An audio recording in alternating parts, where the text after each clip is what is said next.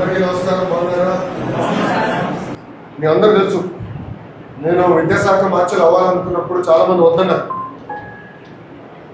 టీచర్తో కష్టం అన్నాడు, నేను ఒప్పుకోలేదు. అందుకే తీసుకుందాం ఒక ఛాలెంజ్. ఎందుకంటే సమాజం మారాలి, సమాజంలో ఏ మార్పులు అయితే మనం ఆశిస్తున్నామో అది సాధించాలంటే విద్య ద్వారానే సాధ్యమవుతుంది. దాంట్లో మీరందరూ కీలకమైన పాత్ర. మీరు పిల్లల్ని విద్యాలుగా తయారు చేసిన బాధ్యత మీ పైన జాగ్రత్తగా చేయండి. ప్రజాప్రభుత్వంలో మేము కంప్లీట్గా భావించాం, ఫీడ్బ్యాక్గా తీసుకుంటాం. ఎందుకంటే ప్రతిరోజు పాఠాలు చెప్పేది మీరు, వాస్తవాలకి దగ్గరుండేది మీరు. రోజు పిల్లలతో కలిసి మీరు, నేను కాదు కదా, నేను సెక్రటరీలో కూర్చుంటాను, రోజు పిల్లల్ని మీరు కలుస్తారు. సో మీరు ఫీడ్బ్యాక్ ఇస్తే కరెక్షన్స్ ఏమంటే మేము చేసుకోవచ్చు. అది నా లక్ష్యం. చెప్పమ్మా. వరకున్నప్పుడే వచ్చాను. అప్గ్రేడ్ అయ్యి 9th to 10th వచ్చేసరికి చాలా హ్యాపీగా ఫీల్ అవుతున్నారు ఇక్కడ మాత్రం స్టూడెంట్స్. మళ్ళీ వేరే స్కూల్కి వెళ్ళిపోవాలి, చాలా లాంగ్ ప్లేస్కి వెళ్ళాలని చెప్పేసి చాలా ఇబ్బంది పడ్డారు. ఇక్కడ రావడం వల్ల, మిమ్మల్ని చూడటం వల్ల వాళ్ళు మేము కూడా చాలా ఎక్సైట్మెంట్ గా ఉన్నాం. So happy. చిన్న ప్లే గ్రౌండ్ ఉంటే కొంచెం బెటర్ పిల్లలు ఫ్రీగా ఆడుకోవడానికి playground. Thank you very much.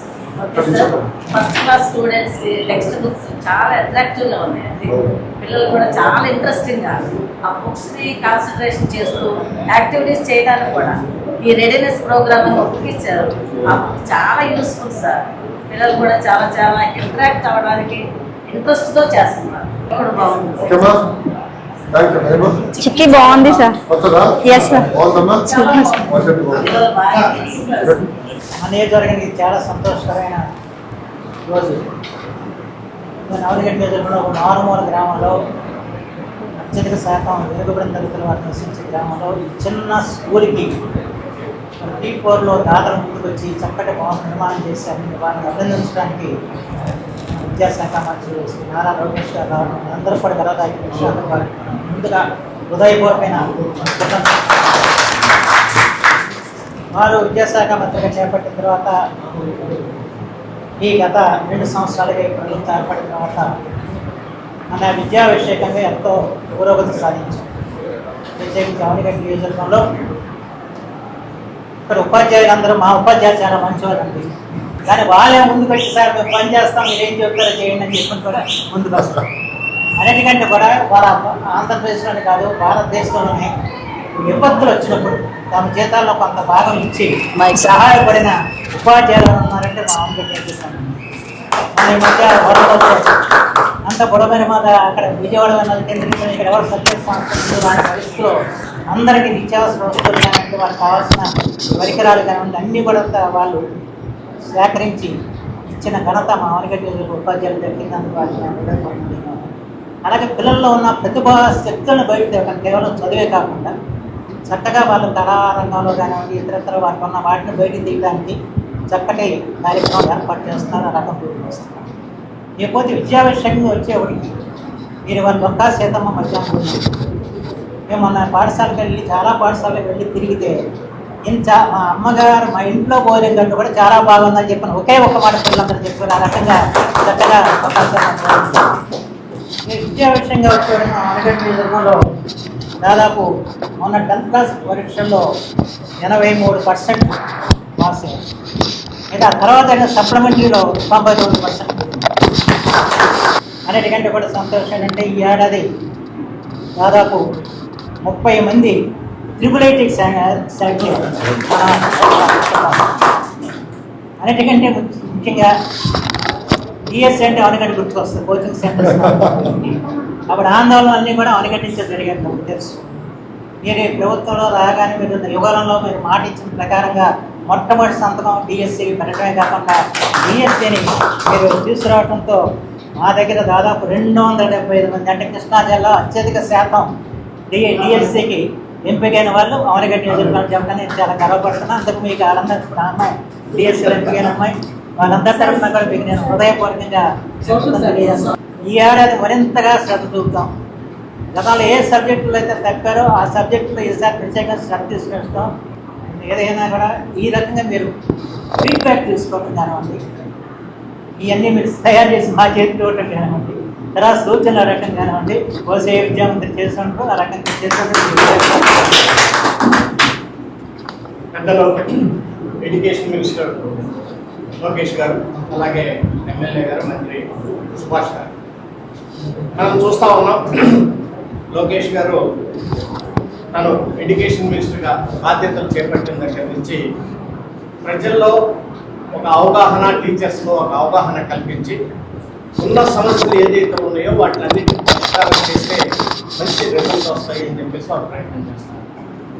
మరి అదే రకంగా అనేకమైనటువంటి స్కూల్స్ కూడా ఇప్పుడు కాన్వెంట్లో చదువుతున్నటువంటి పిల్లలు కూడా ఇందాక టీచర్ గారు చెప్తా ఉంటే చాలా సంతోషం. వాళ్ళు జడ్పీ స్కూల్కి వస్తున్నాయంటే విద్యా ప్రమాణాలు ఏ రకంగా మనకు మెరుగుపడుతున్నాయో అవన్నీ కూడా ప్రాక్టికల్గా చూస్తున్నటువంటి విషయం. మరి ఎడ్యుకేషన్ మీద మంచి అవగాహనతోటి మన రాష్ట్రానికే కాదు వేరే రాష్ట్రాల్లో కూడా ఇక్కడ ఉన్నటువంటి పరిస్థితులు అవగాహన చేసుకునే విధంగా మరి లోకేష్ గారు చేయడం మనం రియల్గా చాలా సంతోషకరమైన విషయం. చివరిగా మంత్రి గారికి ఒక రిక్వెస్ట్, మీరు మంగళగిరి కాన్స్టిట్యున్సీలో నిడమల్లో ఒక మంచి బ్రహ్మాండమైనటువంటి స్కూల్ ఆ స్కూలు డెఫినెట్గా ఒక ఆర్కిటెక్చర్ కానివ్వండి, ఫ్యూచర్ దృష్టిలో పెట్టుకుంది. ఇంతకుముందు నేను తెనాలి ఎంపీగా చేసినప్పుడు కూడా ఆ స్కూల్, ఆ కాన్స్టిట్యున్సీని కూడా అనేక సార్లు విజిట్ చేశాను. సో ఆ స్కూల్ డెఫినెట్గా ఆంధ్ర రాష్ట్రానికే కాకుండా భారతదేశానికి కూడా ఒక రోల్ మోడల్ స్కూల్ కాబోతాం. అలాంటి స్కూల్ని కూడా మాకు మా మచిలీపట్నంలో, పెడల్లో కానీ, అవనిగడ్డలో కానీ ఒకటి తప్పకుండా చేస్తే అది ఒక మంచి పిల్లల భవిష్యత్తుకి బాగుంటుందని కోరుకుంటున్నాను. సో మీరు ఈ విజిట్ చేసి పార్లమెంట్ కాన్స్టిట్యున్సీకి ఈ స్కూల్ని కూడా అనేక విధాలుగా డెవలప్. అందరికీ నమస్కారం. బాగున్నారా? మీ అందరూ తెలుసు, నేను విద్యాశాఖ మార్చులు అవ్వాలనుకున్నప్పుడు చాలా మంది వద్దన్నారు. టీచర్తో కష్టం అన్నాడు, నేను ఒప్పుకోలేదు. అందుకే తీసుకుందాం ఒక ఛాలెంజ్. ఎందుకంటే సమాజం మారాలి, సమాజంలో ఏ మార్పులు అయితే మనం ఆశిస్తున్నామో అది సాధించాలంటే విద్య ద్వారానే సాధ్యమవుతుంది. దాంట్లో మీరందరూ కీలకమైన పాత్ర. మీరు పిల్లల్ని విద్యాలుగా తయారు చేసిన బాధ్యత మీ పైన జాగ్రత్తగా చేయండి. ప్రజాప్రభుత్వంలో మేము కంప్లీట్గా భావించాం, ఫీడ్బ్యాక్ తీసుకుంటాం. ఎందుకంటే ప్రతిరోజు పాఠాలు చెప్పేది మీరు, వాస్తవాలకి దగ్గరుండేది మీరు. రోజు పిల్లలతో కలిసి మీరు, నేను కాదు కదా, నేను సెక్రటరియట్లో కూర్చుంటాను, రోజు పిల్లల్ని మీరు కలుస్తాను. సో మీరు ఫీడ్బ్యాక్ ఇస్తే కరెక్షన్స్ ఏమంటే మేము చేసుకోవచ్చు. అది నా లక్ష్యం. చెప్పమ్మా. హిందీ 7 years 8 వరకు ఉన్నప్పుడే వచ్చాను. అప్గ్రేడ్ అయ్యి 9th to 10th వచ్చేసరికి చాలా హ్యాపీగా ఫీల్ అవుతున్నారు ఇక్కడ మాత్రం స్టూడెంట్స్. మళ్ళీ వేరే స్కూల్కి వెళ్ళిపోవాలి, చాలా లాంగ్ ప్లేస్కి వెళ్ళాలని చెప్పేసి చాలా ఇబ్బంది పడ్డారు. ఇక్కడ రావడం వల్ల, మిమ్మల్ని చూడటం వల్ల వాళ్ళు మేము కూడా చాలా ఎక్సైట్మెంట్ గా ఉన్నాం. We are so happy. చిన్న ప్లే గ్రౌండ్ ఉంటే కొంచెం బెటర్ పిల్లలు ఫ్రీగా ఆడుకోవడానికి playground. Thank you very much. First class students textbooks చాలా అట్రాక్టివ్ గా ఉన్నాయండి. పిల్లలు కూడా చాలా ఇంట్రెస్టింగ్ గా ఆ బుక్స్ ని కాన్సన్ట్రేషన్ చేస్తూ యాక్టివిటీస్ చేయడానికి కూడా ఈ రెడీనెస్ ప్రోగ్రామ్ ఒప్పించారు. ఆ బుక్ చాలా యూస్ఫుల్ సార్. పిల్లలు కూడా చాలా చాలా ఇంటరాక్ట్ అవ్వడానికి ఇంట్రెస్ట్ తో చేస్తున్నారు. చిక్కి బాగుంది సార్. Yes sir. మన నియోజకవర్గానికి చాలా సంతోషకరమైన రోజు. నవలగడ్డ నియోజకవర్గంలో ఒక మారుమూల గ్రామంలో అత్యధిక శాతం వెనుకబడిన తరగతుల వారు నివసించే గ్రామంలో ఈ చిన్న స్కూల్కి T4లో దాతలు ముందుకు వచ్చి చక్కటి భవన నిర్మాణం చేశారు. వారిని అభినందించడానికి విద్యాశాఖ మంత్రులు శ్రీ నారా లోకేష్ గారు రావడం అందరూ కూడా గలదాకి విషయాలు ముందుగా హృదయపూర్వకమైన వారు విద్యాశాఖ మంత్రిగా చేపట్టిన తర్వాత ఈ గత 2 సంవత్సరాలుగా ఈ ప్రభుత్వం ఏర్పడిన తర్వాత మన విద్యా విషయకంగా ఎంతో పురోగతి సాధించాం. ప్రత్యేకించి అవనిగడ్డ నియోజకవర్గంలో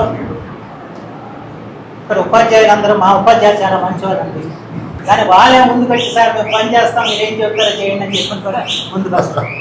అన్నిటికంటే కూడా వాళ్ళ ఆంధ్రప్రదేశ్లోనే కాదు భారతదేశంలోనే విపత్తులు వచ్చినప్పుడు తమ జీతాల్లో కొంత భాగం ఇచ్చి సహాయపడిన ఉపాధ్యాయులు ఉన్నారంటే మా ఆంధ్ర చేస్తాను.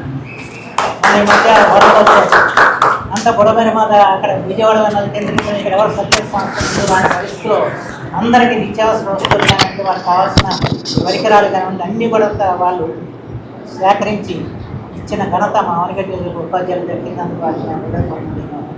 అలాగే పిల్లల్లో ఉన్న ప్రతిభా శక్తులను బయట తేవడం కేవలం చదివే కాకుండా చక్కగా వాళ్ళు కళారంగంలో కానివ్వండి ఇతరత్ర వారికి ఉన్న వాటిని బయటికి తీయడానికి చక్కటి కార్యక్రమాలు ఏర్పాటు చేస్తున్నారు, ఆ రకం పూర్తి చేస్తున్నారు.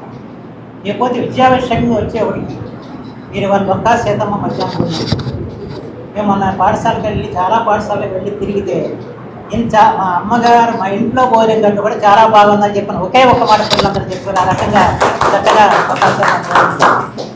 విద్యా విషయంగా వచ్చేవాడు మా ఆనగడ్డ నియోజకవర్గంలో దాదాపు మొన్న 10th క్లాస్ పరీక్షల్లో 83% పాస్ అయ్యారు. అయితే ఆ తర్వాత సప్లిమెంటరీలో 99%. అన్నిటికంటే కూడా సంతోషం ఏంటంటే ఈ ఏడాది దాదాపు 30 మంది ట్రిపుల్ సెలెక్ట్ చేశారు. అన్నిటికంటే ముఖ్యంగా డిఎస్ అంటే ఆనగడ్డ గుర్తుకొస్తుంది, కోచింగ్ సెంటర్స్.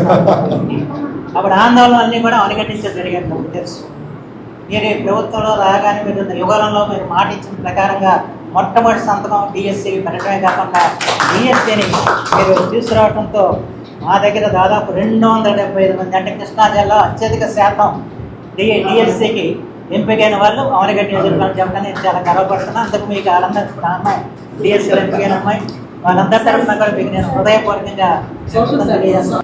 ఈ ఏడాది మరింతగా శ్రద్ధ చూపుతాం.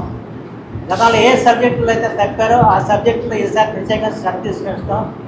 ఏదైనా కూడా ఈ రకంగా మీరు ఫీడ్బ్యాక్ తీసుకోవటం కానివ్వండి, ఇవన్నీ మీరు తయారు చేసి మా చేతికి ఇవ్వటం కానివ్వండి, తర్వాత సూచనల రకం కానివ్వండి, కోసే విద్యావంతులు చేసినప్పుడు ఆ రకంగా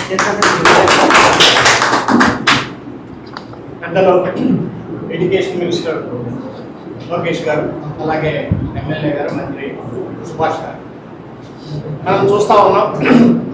లోకేష్ గారు తను ఎడ్యుకేషన్ మినిస్టర్గా బాధ్యతలు చేపట్టిన దగ్గర నుంచి ప్రజల్లో ఒక అవగాహన, టీచర్స్లో ఒక అవగాహన కల్పించి ఉన్న సమస్యలు ఏదైతే ఉన్నాయో వాటిలన్నింటినీ పరిష్కారం చేస్తే మంచి రిజల్ట్స్ వస్తాయి అని చెప్పేసి వాళ్ళు ప్రయత్నం చేస్తారు. మరి అదే రకంగా అనేకమైనటువంటి స్కూల్స్ కూడా ఇప్పుడు కాన్వెంట్లో చదువుతున్నటువంటి పిల్లలు కూడా ఇందాక టీచర్ గారు చెప్తా ఉంటే చాలా సంతోషం. వాళ్ళు జడ్పీ స్కూల్కి వస్తున్నాయంటే విద్యా ప్రమాణాలు ఏ రకంగా మనకు మెరుగుపడుతున్నాయో అవన్నీ కూడా ప్రాక్టికల్గా చూస్తున్నటువంటి విషయం. మరి ఎడ్యుకేషన్ మీద మంచి అవగాహనతోటి మన రాష్ట్రానికే కాదు వేరే రాష్ట్రాల్లో కూడా ఇక్కడ ఉన్నటువంటి పరిస్థితులు అవగాహన చేసుకునే విధంగా మరి లోకేష్ గారు చేయడం మనం రియల్గా చాలా సంతోషకరమైన విషయం. చివరిగా మంత్రి గారికి ఒక రిక్వెస్ట్, మీరు మంగళగిరి కాన్స్టిట్యున్సీలో నిడమల్లో మంచి బ్రహ్మాండమైనటువంటి స్కూల్ కట్టా ఉంది.